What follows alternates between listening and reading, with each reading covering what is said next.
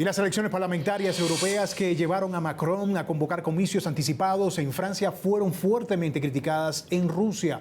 El portavoz del Ministerio de Asuntos Exteriores dijo que el Parlamento Europeo es una organización abiertamente antirrusa y que las elecciones del domingo carecieron de competencia justa. Aunque no está claro si la observación se debe a que la extrema derecha avanzó en estas elecciones o que la extrema derecha no logró avanzar mucho más. La funcionaria calificó al Parlamento de organización abiertamente rusofóbica y lo acusó de seguir el ejemplo de Washington. Las declaraciones se producen luego de que los partidos de extrema derecha obtuvieron buenos resultados en las elecciones parlamentarias. La jefa de la Comisión Europea, por su parte, Ursula von der Leyen, quien busca un segundo mandato al frente de la Comisión, elogió el éxito de su partido de centro y derecha y expresó su deseo de continuar con partidos, cito, pro-europeos, pro-Ucrania y pro-Estado de Derecho. Y el medio estatal ruso TASS dijo que la fragata naval de Rusia y el crucero de misiles submarino nuclear que se encuentran camino a Cuba están entrenando el uso de armas de alta precisión en el Océano Atlántico, según información citada al Ministerio de Defensa ruso. De acuerdo con la información de TASS, el ejercicio se realiza mediante simulación por computadora contra objetivos navales ubicados a más de 600 kilómetros de distancia. La semana pasada, el gobierno de Cuba dijo que por primera vez una flota de la Armada de Rusia visitaría la isla entre el 12 y el 17 de junio como parte de unas relaciones históricamente amistosas. La visita de la Marina rusa a solo 144 kilómetros de la Florida se produce en medio de crecientes tensiones entre Estados Unidos y Rusia por la guerra en Ucrania. Además, el Ministerio de Defensa de Rusia anunció que comenzó la segunda fase de ensayos tácticos nucleares con la vecina Belarus en respuesta a lo que llama las amenazas de Occidente. ¿Cuál podría ser la estrategia geopolítica del Kremlin con un bloque europeo donde la derecha adquiere creciente fuerza en medio de un conflicto bélico con Ucrania?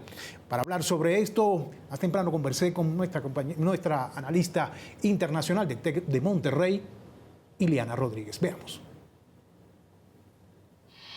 Bueno, sí es muy connotativo lo que ocurrió porque es la expresión de lo que está ocurriendo al interior de los estados partes de la Unión Europea, es decir, de los 27 miembros. Simplemente consideremos que la legislatura del Parlamento Europeo dura 5 años.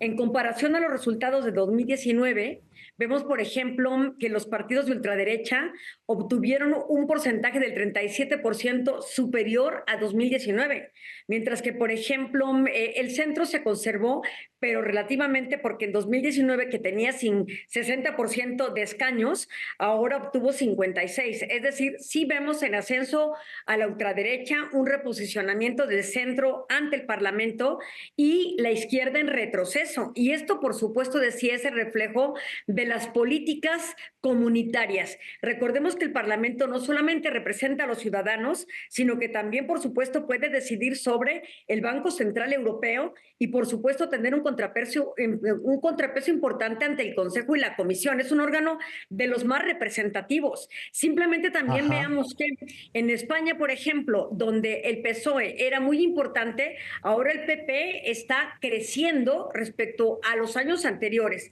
Que hay una visión crítica respecto a las figuras comunitarias, es este euroescepticismo que se está observando en contra de las políticas globalizadoras, pero por supuesto un reclamo al mal funcionamiento o a la escasa respuesta de líderes de izquierda en la Unión Europea frente a los éxodos masivos de migrantes en la Unión Europea. Justamente. Funcionamiento de la soberanía de cada estado.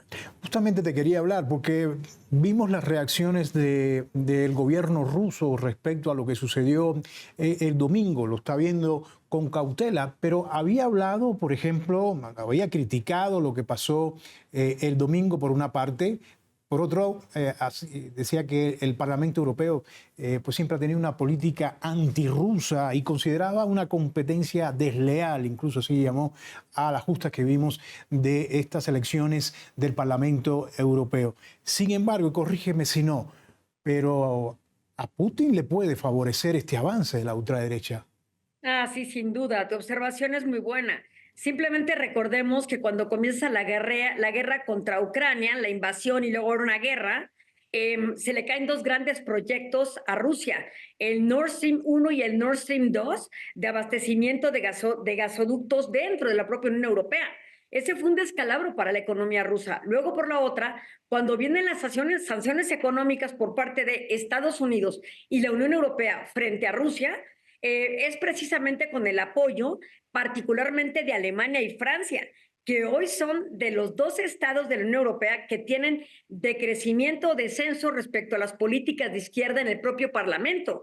Así es que Rusia, por supuesto, que está viendo con muy buenos ojos lo que está ocurriendo en la Unión Europea, porque puede matizar o suavizar las sanciones respecto a lo que está ocurriendo frente a Ucrania. Puede ser una posición que le permita mucha mayor negociación comercial y, por supuesto, también política frente al ascenso de partidos de ultraderecha representados en el Parlamento Oye, Europeo. Ileana, es esa táctica de divide y vencerás, ¿no?